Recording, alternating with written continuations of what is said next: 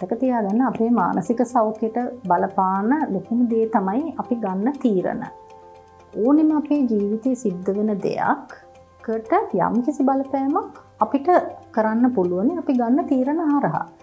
එතකොට අපි කියමු අපි ගිහිල්ලා මොන හරි කෑමක් ගත්තා කියලා කඩෙන්. එතකොට ඒක තීරණයක්. නමුත් අපි කොයි වගේ කෑමක්ද ගන්නෙ? ඒක කොච්චර මගේ ඇඟේ සෞඛ්‍යයට බලපානවද? කොච්චර මට ආර්ථිකව බලපානවද කියන ඒවා ඔක්කොම හිතලානේ අපි තීරණ ගන්නෙ. එතකොට ඒ වගේ අපි හැමතිස්සෙම අපි කරන ඕනෙම දෙයක් පිළිබඳව ඒකේ හොඳට හිතලා බලලා ක්‍රියා කරොත් හොඳ තීරණ ගත්තොත් එතකොට අපේ ජීවිතේ සාර්ථක වෙනවා. අපේ ජීවිතේ සාර්ථක වුණාම අපේ මානසික සෞඛ්‍යය නිකම්ම හොඳ වෙනවා. එතකොට මේ මත්පැන් මත්ද්‍රව්‍ය ගැන විශේෂයෙන්ම අපි කියමු. අපි ඇයි ඒක ගන්නෙ? ඒකෙන් කොච්චරක් මට වියදම් වෙනවද? ඒක මගේ ඇඟට කොච්චර හොඳද?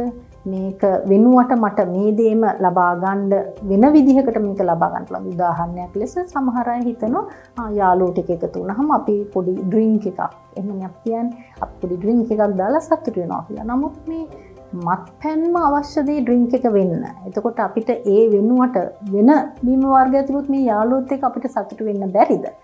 එතකොට එන්නේ ඒ දේවල් ගැන හොඳට හිතලා බලන්න. හිතලා බලලා ඔබට සුදුසුම තීරණය හැමතිස්සෙම ගන්න.